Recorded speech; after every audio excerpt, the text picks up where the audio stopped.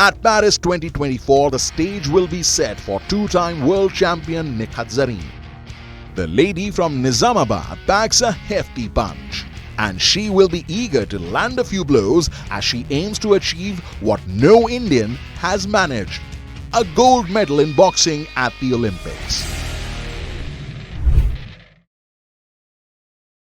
At Paris 2024, the కుమారి నిఖత్ జరీన్ అంతర్జాతీయ boxing association IBA మహిళల ప్రపంచ బాక్సింగ్ ఛాంపియన్షిప్ ఇస్తాంబుల్ 2022 మరియు కొత్త ఢిల్లీ 2023లో 2 సార్లు ప్రపంచ ఛాంపియన్ స్వర్ణ పతకములను సాధించింది.